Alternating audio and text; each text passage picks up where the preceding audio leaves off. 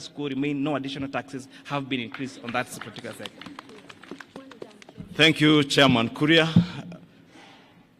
Members of the press, I think as you have heard from the changes that have been made to the proposals in the finance bill, which will be tabled this afternoon in the National Assembly, I think it's important to mention to members of the public, including the public-spirited Kenyans who had intended to occupy Parliament, that there is absolutely no debate today. It's just the tabling of the report. Debate shall begin tomorrow morning, the whole of tomorrow, and continues to Thursday, and will allow time over the weekend for possible amendments from other members of Parliament. You may have realized from the amendments that we have done, there are a number of things that we intend to achieve. Besides the raising of revenue, is also one to ensure that Kenyans have more disposable income.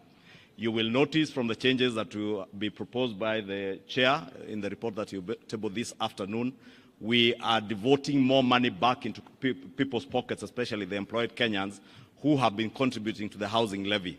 The housing levy has been proposed together with the Social Health Insurance Fund, the National Social Security Fund, and now the housing levy to be tax deductible, and that will ensure that what will be subjected to pay as you earn will be an amount less than what was there before, and therefore more disposable income will be going to many employed Kenyans. The second thing that we intend to do is to encourage savings and investments in our country through the proposals that the chair has stipulated in terms of pensions, the allowable deductions that have been increased for pensions contributions.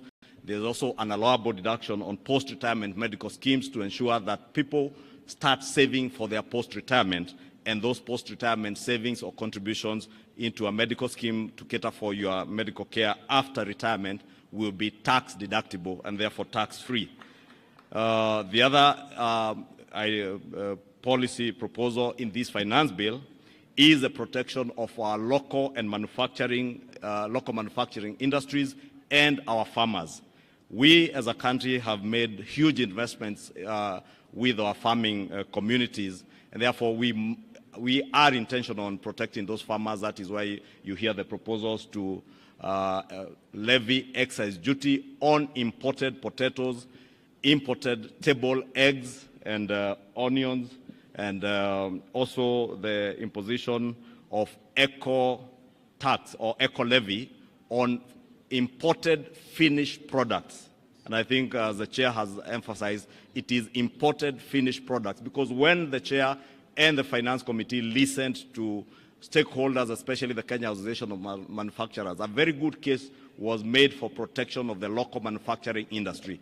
Therefore, to protect our local manufacturing industry and create jobs within our economy, we are therefore levying those levies on imported finished products, right from the borders, the motorcycles, to sanitary towels that are imported, and diapers and all that. Therefore, I think we'll close it at that, unless, Your Excellency, you have something more to add. Okay. On the transport side, on